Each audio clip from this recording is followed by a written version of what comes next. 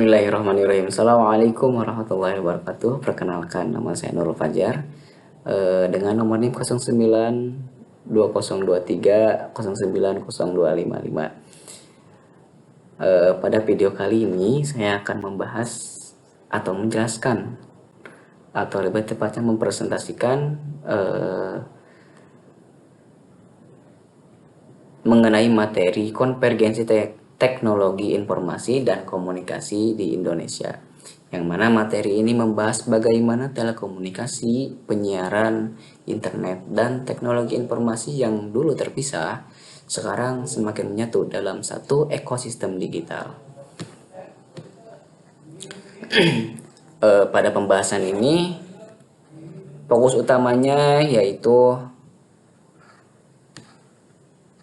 pada pembahasan konvergensi TIK di Indonesia. Konvergensi ini penting karena memengaruhi cara masyarakat berkomunikasi, mengakses informasi, menggunakan layanan digital, dan bagaimana regulasi harus menyesuaikan perkembangan teknologi. Untuk sumbernya, adapun sumber utama dari materi ini berasal dari buku hukum telekomunikasi, penyiaran dan teknologi informasi, regulasi dan konvergensi, yang mana buku ini karya dari Dr. Dan Ripanto Budijanto. Untuk bukunya yaitu buku yang ini.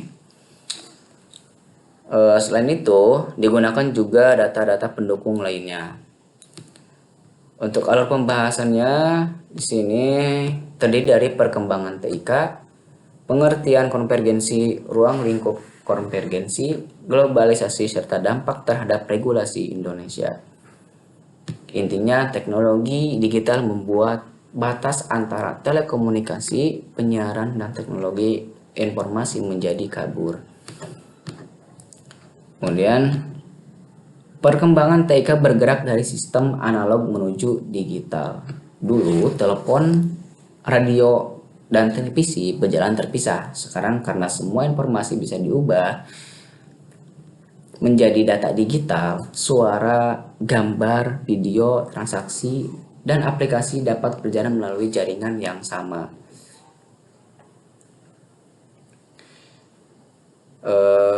Berikut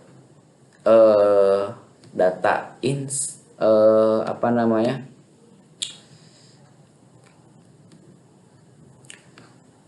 infrastruktur digital di Indonesia. Di Indonesia, konvergensi terjadi karena infrastruktur digital semakin berkembang.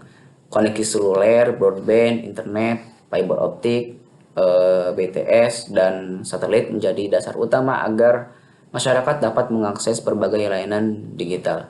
Jadi konvergensi bukan hanya teori, tetapi sudah terjadi dalam kehidupan sehari-hari. Jumlah pengguna internet di Indonesia terus meningkat pada tahun 2024. Pengguna internet Indonesia mencapai lebih dari 221 juta orang. Hal ini menunjukkan bahwa internet sudah menjadi kebutuhan utama bukan hanya untuk komunikasi, tetapi juga untuk belajar, bekerja, transaksi, hiburan, dan layanan publik.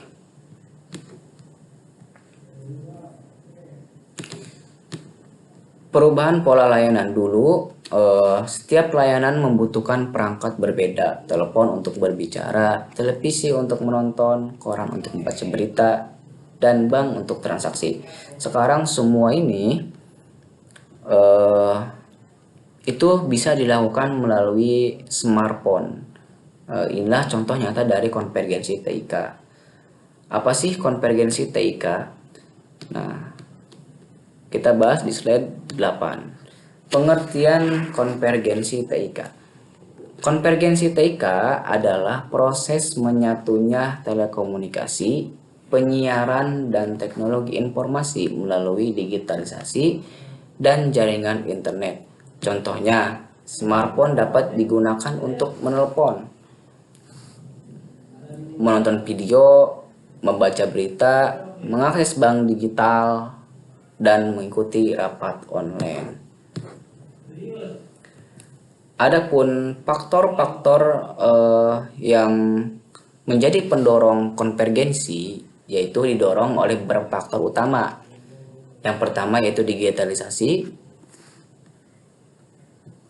internet protokol, jaringan broadband, perangkat pintar, ekonomi platform, dan kebutuhan masyarakat terhadap layanan dan yang cepat dan praktis.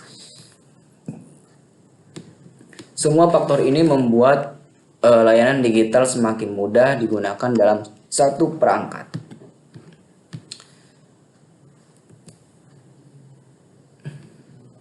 Model konvergensi menunjukkan bahwa telekomunikasi media dan teknologi informasi sekarang bertemu dalam ekosistem internet. Contohnya adalah video call, streaming, marketplace, media sosial, cloud, IoT, dan layanan publik digital. Adapun untuk ruang lingkup konvergensi itu ruang lingkup teknologinya yaitu ruang lingkup pertama adalah teknologi. Konvergensi melibatkan jaringan, perangkat data, dan aplikasi. Contohnya fiber optik, 5G,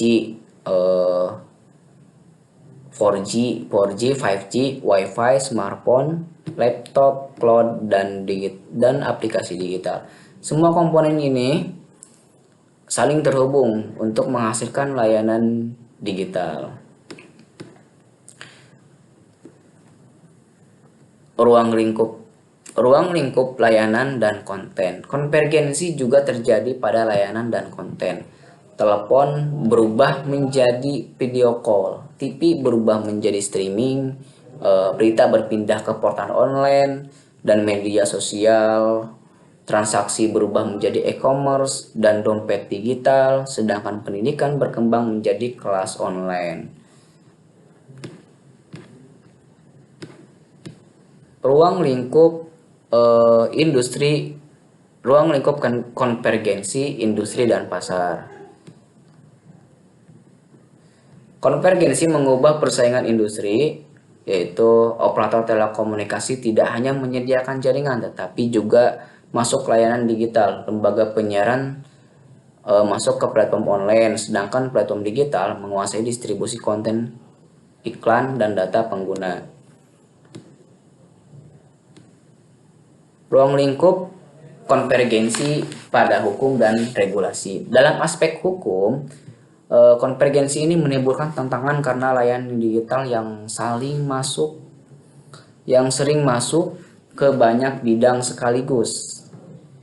Misalnya streaming menggunakan jaringan telekomunikasi, kemudian memiliki konten seperti penyiaran, memproses data pribadi, dan juga melibatkan transaksi elektronik. Karena itu regulasi harus lebih adaptif dan tidak hanya sektoral.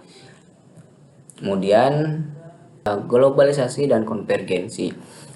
Globalisasi membuat layanan digital tidak berhenti di batas negara. Platform luar negeri dapat digunakan oleh masyarakat Indonesia.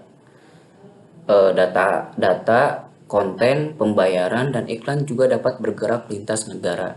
Hal ini menuntut keseimbangan antara inovasi digital, perlindungan masyarakat, dan kepastian hukum.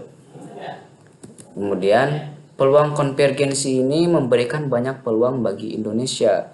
Contohnya yaitu pertumbuhan ekonomi digital, e-commerce, fintech, UMKM online, pendidikan daring, kemudian e-government, serta inovasi aplikasi lokal. Jika dikelola dengan baik, konvergensi ini dapat mendukung pembangunan nasional.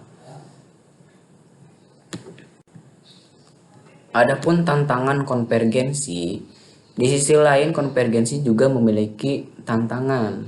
Tantangan utamanya yaitu kesenjangan digital, kemudian perlindungan data pribadi, keamanan cyber, hoax, konten negatif, dominasi platform besar, dan regulasi yang masih perlu diselaraskan.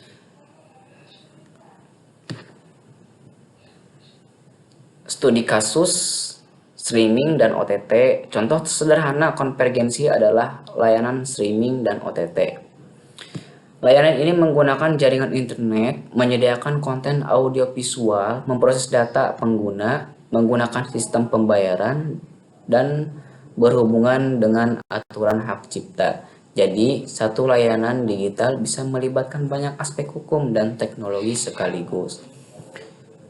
Dapat disimpulkan, kesimpulannya yaitu konvergensi TIK adalah hasil dari perkembangan digitalisasi, telekomunikasi, penyiaran, dan teknologi informasi tidak bisa lagi dipahami secara terpisah. Konvergensi membawa peluang besar, tapi juga membutuhkan regulasi yang adaptif agar inovatif tetap berkembang dan masyarakat tetap terlindungi. Terakhir, demikian penjelasan mengenai bab 5 materi konvergensi teknologi informasi dan komunikasi di Indonesia. Semoga presentasi ini dapat memberikan pemahaman bahwa konvergensi TIK bukan hanya penyatuan teknologi, tetapi juga perubahan dalam layanan industri, masyarakat, dan regulasi. Kurang lebihnya mohon maaf. Terima kasih. Wassalamualaikum warahmatullahi wabarakatuh.